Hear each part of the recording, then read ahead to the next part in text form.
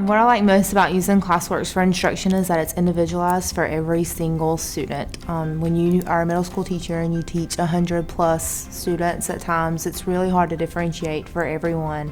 And Classworks is there, and it's an individual plan for every single student, so you know that every kid is getting a chance to fill in their gaps.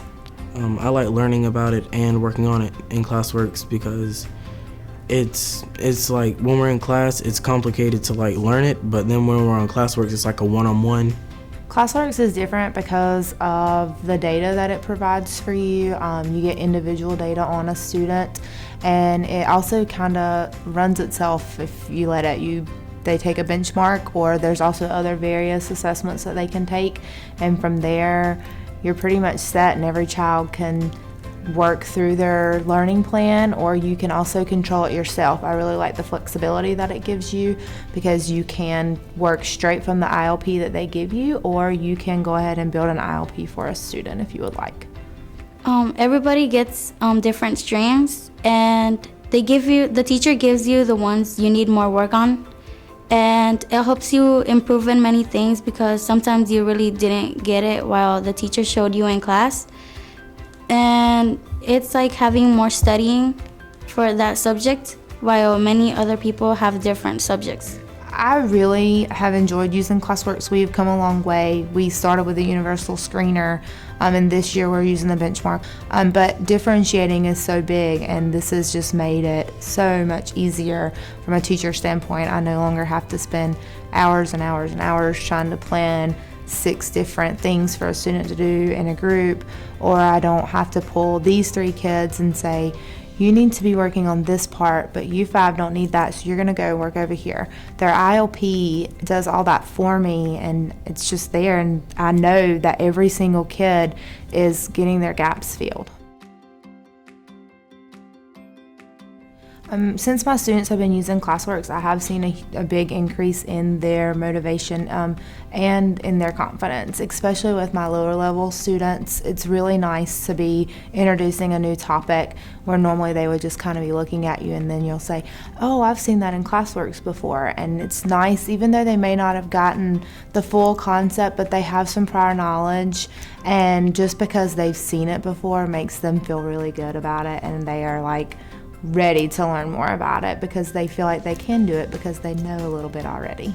Well, I get excited because I think about how she's letting us improve in our certain skill that she's teaching us, and also practice before a test or anything else. We stress to the students that Classworks is here to help you grow as a learner and to fill in those gaps. So when they can see the progress they're making in Classworks and they can compare that to how their scores have grown on their Scholastic Math Inventory, it kind of reinforces, hey, this really is working because all of my data is growing, not just Classworks. I'm growing all around as a student. I think that she's giving us another chance to either practice for a test or giving us an opportunity to study, or saying, okay, if you're not particularly good in this skill, then here's your chance to get better at it.